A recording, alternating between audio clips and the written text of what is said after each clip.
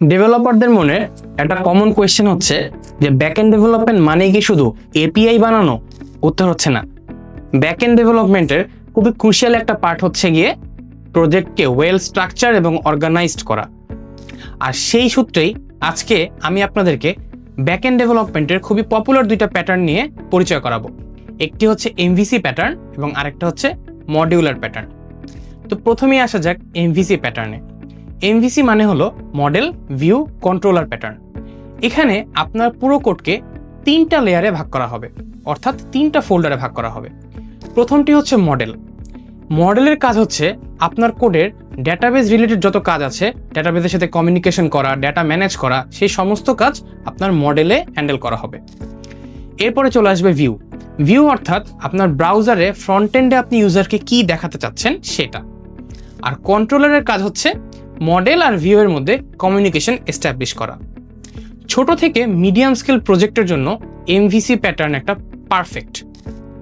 অর্থাৎ MVC pattern দিয়ে আপনি কোডগুলোকে খুব সুন্দর মতন ক্লিন রাখতে পারবেন এবং লজিকগুলো খুব অর্গানাইজ থাকবে এবং নতুন কেউ আসলেই সেই প্রজেক্টটা দেখে বুঝে নিতে পারবে। এখন আসা যাক মডিউলার প্যাটার্নে। মডিউলার প্যাটার্নটা অনেকটা এমভিসি প্যাটার্নের মতোই, কিন্তু এখানে ডিফারেন্স হচ্ছে যে এইখানে প্রজেক্টটা থাকবে ফিচার ওয়াইজ ডিভাইডেড। অর্থাৎ প্রতিটা আলাদা আলাদা ফিচারের জন্য আলাদা আলাদা ফোল্ডার থাকবে এবং সেই প্রত্যেকটা ফিচারের আলাদা আলাদা মডেল, কন্ট্রোলার এবং ভিউ থাকবে। ধরা যাক যে আপনার প্রজেক্টের একটা ফিচার হচ্ছে ইউজার, তো ইউজারের একটা আলাদা ফোল্ডার থাকছে, সেখানে ইউজারের যেই মডেলটা থাকে বা কন্ট্রোলার থাকে, ভিউ থাকে এবং আদার যে বিজনেস লজিকগুলো থাকে, সেই সমস্ত জিনিসপত্রগুলো একটা মডিউলে ভাগ করা থাকে। আবার আরেকটা ফিচার যদি বলি যে অথেন্টিকেশন, সে অথেন্টিকেশন রিলেটেড যে মডেল, ভিউ, কন্ট্রোলার, এই সমস্ত জিনিস আরেকটা ফিচার হিসেবে আরেকটা মডিউলে থাকে। তো এই ক্ষেত্রে কি হয় যে বড় ইন্ডাস্ট্রি গ্রেড প্রজেক্টে আপনার এই কোডগুলো খুব সুন্দর মতন অর্গানাইজ থাকে। কারণ এই ক্ষেত্রে যদি আপনি এমভিসি প্যাটার্ন ব্যবহার করেন, তাহলে আপনার খুব স্বাভাবিকভাবেই বড় প্রজেক্টে অনেকগুলো ফিচার থাকবে, যেখানে অনেকগুলো টিম মেম্বার একসাথে এটা কোলাবোরেশনে কাজ করবে।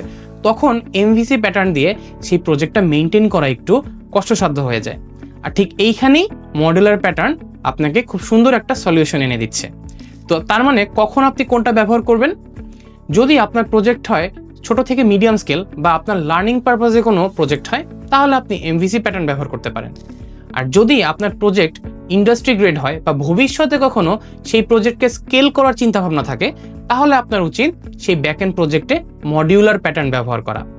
আর আমরা প্রোগ্রামিং হিরোর নেক্সট লেভেল ওয়েব ডেভেলপমেন্ট বুট ক্যাম্পে শুধু আপনাদেরকে এপিআই বানানোই শিখাই না, বরঞ্চ কিভাবে সেই ব্যাকএন্ড প্রজেক্টকে ওয়েল অর্গানাইজ করতে পারবেন এবং সেটাকে যেন ভবিষ্যতে স্কেলেবল এবং পোর্টেবল এবং রিলায়েবল করতে পারেন, সেই সমস্ত জিনিসগুলো আমরা আমাদের নেক্সট লেভেল ওয়েব ডেভেলপমেন্ট বুট ক্যাম্পে শিখিয়ে থাকি।